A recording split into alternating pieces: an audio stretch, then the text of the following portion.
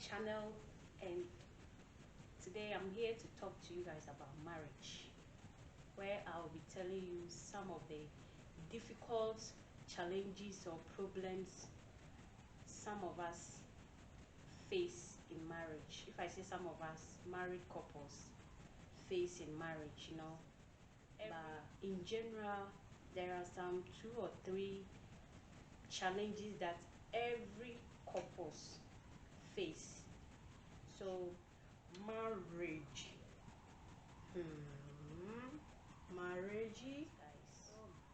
marriage has been a blessing and also a thorn in the flesh. Marriage is a union God established for man and woman to become one, to be a husband and wife, and also live together.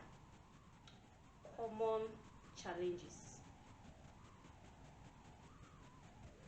it's a whole lot. Like the sweet side of marriage is there, and the bitter and the tough side of marriage too is also there. But how you handle it makes it balance, about the understanding, how you will solve your problem, and then the marriage will be successful or it will not. So these common challenges that marriage faces are, tell me guys, it takes somebody who is matured in thinking to handle this marriage, to cope with it. It has a whole lot of 8 studies, like it's kind of institution. That's how I see marriage. To me, marriage is like an organization. It's like it's everyday learning process. Difficult hindrance that always attached to marriage. You see, sometimes you may say that, oh, the marriage it's not a joke matter, and it's not an easy journey, and it also takes patience. Like, it takes a whole lot. You see, some marriages are being collapsed due to 1 or 2 things. So that is where I am coming to talk about it. You see, character wise, behavior wise, personality wise, everything comes with your partner. How do you always address issues? How do you always reason with your partner when they are communicating with you? So you see, that thing, that is the first common challenges that are in marriage, to me and to some couples that I have encountered. Communication seems to be the number 1 difficult things that every marriage faces. We all know that communication is a key to success. We all know communication is, whether in business, in school, home, you and your siblings, parents. If you don't communicate, how is somebody going to understand you or know what is inside you? So communication is the key to every doors that are being closed. So like, if communication in marriage helps a lot. But if there are some lacks in communication, that's where the problems comes from. You see, a whole lot of things will come from it. So that problem, how do you fix your communication problem in your marriage? Yeah, there are so many ways of training a child. The same thing, there are so many ways of communicating to your partner.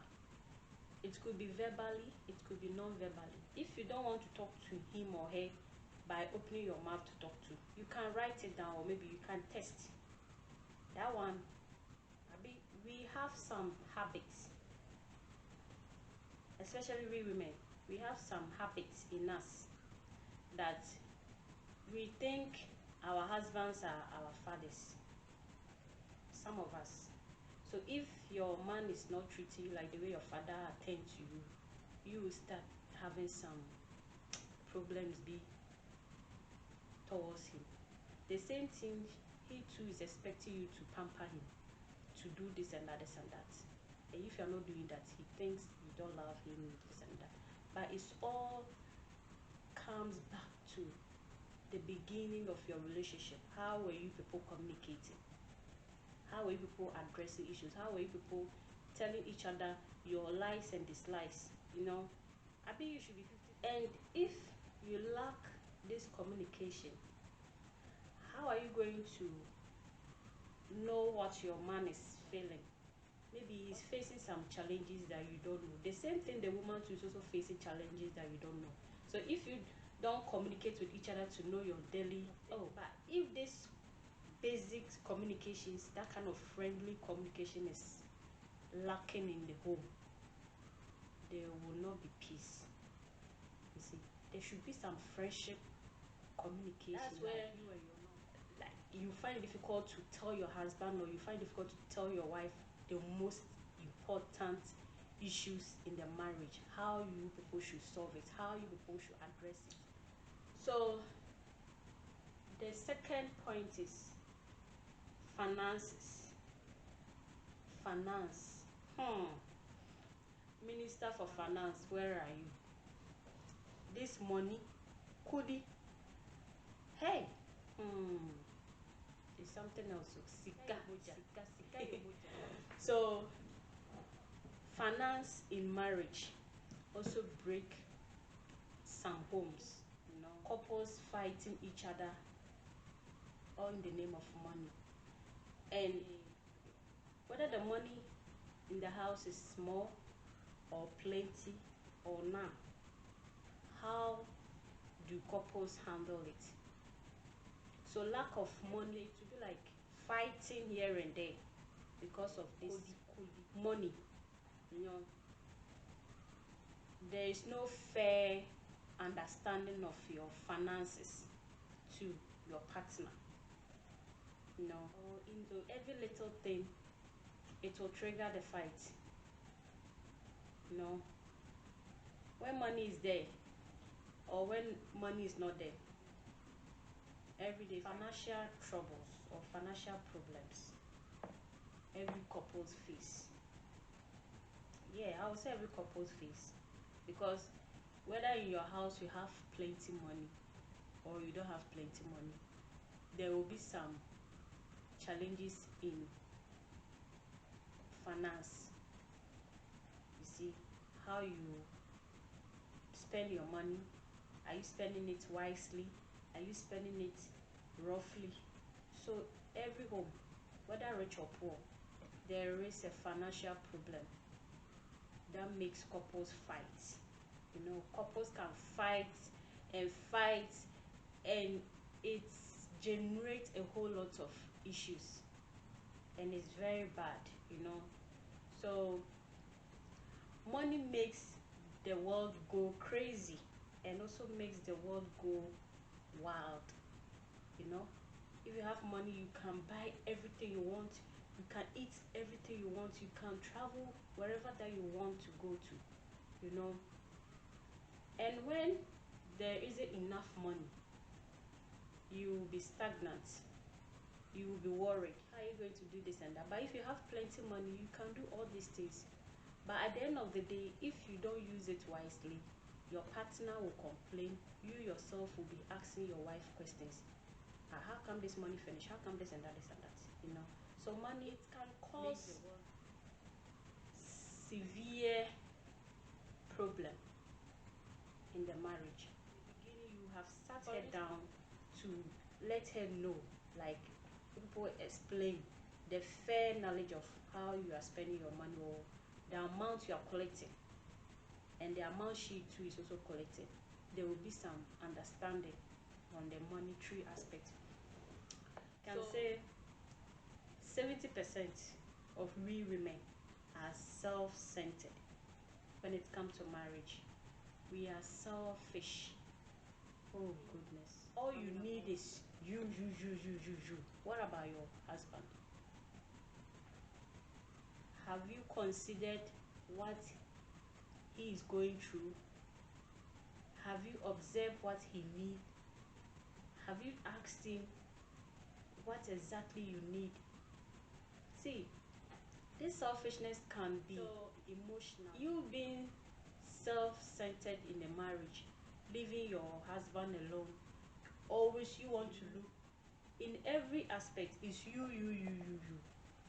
Then you neglect your husband. That is a selfishness in the marriage. You know, it's not fair. Of course, I know women will like attention, but men do. Men also want attention, papa. Fine, there should be some balance. It will make him think that you don't really care about him. It will make him think that you don't really love him. All you think is you. All you know is you. All you want is you in this marriage. And that's not good, because so selfishness in marriage is killing a whole lot of beautiful homes out there. The man may have wives or women or ladies. Let's also consider our men. You know, they too, they need attention. They too, they need needs and those kind of things. So the fifth point is boredom in marriage. Boring. You feel bored in a marriage. You are always doing one thing all the time. You're always, so sometimes it's good, you know, it's good you spice up by traveling. Not even traveling far, you can even travel to different town, or maybe within the town that you are. You can go to the hotel. That's also good. It helps a lot. But if every day after work you come home, after work you come home, the same place, after work same activities in the marriage, God, it makes life difficult. It makes life boring. So it's not good at all, that boredom in the marriage.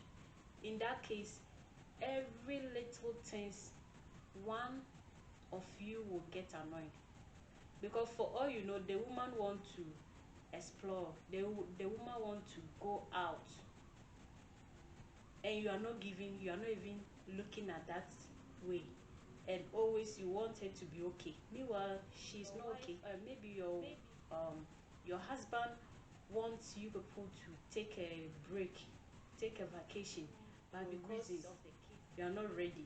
It will make him bored, because he will not think straight. So that boredom in marriage also needs to be attended to. Sometimes people can spend some 3 months away or 2 months away from your environment, from your house. It makes it okay, perfect. So then mine sees jealousy in marriage. Hey, jealous, you know, it's normal. There is a saying that somebody who loves you will feel jealous, but whereby this jealousy is an extreme habit, that one is not going to help. It will bring problem to the marriage, because if you feel extra jealous of your partner, you want to monitor him, you want to monitor her, you want to spy him or the telescope or whatever, then you will be looking wherever he goes or wherever she goes. You cannot sit, you cannot have that roaming mindset. If there is jealousy, too much jealousy in your marriage, that means there is no trust in the marriage. And if there is no trust in the marriage, there is always a problem. That's bad, you know. It's good we feel jealous. Even God felt jealous, that he said nobody should serve any other God aside me. You see, but there shouldn't be overboard of that jealousy. That is so I would like to end my discussion with this last point, that is lack of sex. You know, as I was talking of the common challenges in marriage, lack of sex is also the cause of it. I forgot to add this one. Sex life, if the person is kind of having higher libido, and you don't have, at the end of the day, the sex life, there will be some challenges. Maybe the man is old and you, the woman, you are young. Based on it, you always want to have sex, and your man is not ready to have sex with you. Then all the time fighting, it will make the wife who is younger than you, the man, will go out. And if she goes out, she gets a young guy who can satisfy her, then she will have these affairs, extramarital affairs, and it's not good. It will lead to infidelity. So the same thing if the woman is older than you, the man, and then you, the man, you have higher libido, you always want to have sex, and she's not ready. Then you start talking, you start having fights with her, you don't want to consider certain things, then your attention will be outside. Maybe in that case, he or she is sick and she's not ready to have sex, and you are fit, you want to have sex. You see, there is disagreement in it, and it will generate issues in your marriage. Or maybe the person having chronic conditions and he or she cannot perform well. In that case, there will be change of sex life in your marriage, and it will lead to infidelity if God is not with you guys. So that's a whole lot of things. So because if you lack sex for your partner, you don't feel like having sex, then what is going to bond you people? What is that? That's why even God said that sex is made for couples. So since you people are married, you need to have sex. If you don't have sex with your partner, you don't have sex with your wife or your husband, and you expect everything to be well, that one is not going to work. How is it going to be okay? How is it going to feel mentally? How is it going to be strong? Health wise, how is it going to be okay? So why will you starve your wife? Why will you starve your man sexually? No. But some cases are, some men have issues with their wives. The way they look, the way they dress, the way they act can make the man not have that sexual feelings towards the wife. So women, please, if you look dirty, if you are like that, you are not good. You don't lay your bed well, you don't arrange your room, you don't do anything. Some men, they don't like dirty women. Some women too, they don't like dirty. If you are a dirty woman, or if you are unattractive, I'm not saying attractive means go and take makeup and dress up and do your hair or maybe that kind of thing. No, depends on how you, the woman, treat yourself. That will make your man get sexual feelings towards you. And the same thing to the men. If personally you are dirty and your woman is neat, she will not feel like even lying on the bed with you to even think of having sex with you. So please, let us all have sex and let those chains of troubles. If you have sex all the time, it breaks it down. It makes things flexible in the marriage. Because you know, she will feel free to talk to you. The same thing, the man too can also communicate with you by telling you what is happening to him. Say some of the solutions that will be helpful for this discussion that I have. I know I was giving some solutions, Biba. As for the what the communication, you know, that you are going to stay with till the rest of your life. Voice things out, talk over when you people are in good mood. Like, then you people should have a conversation. When you are communicating with your wife or your husband, always listen to him or her first. Then the way you want to address issues to will count. Don't raise your voice. I know sometimes it's uncontrollable, but try to, and sex life, this 3-in-1 thing. What you, the wife, can do is make sure you know your man. when he's in the mood, especially financially stressed or even other things that stressing their life, they have low libido for sex. They will not function well.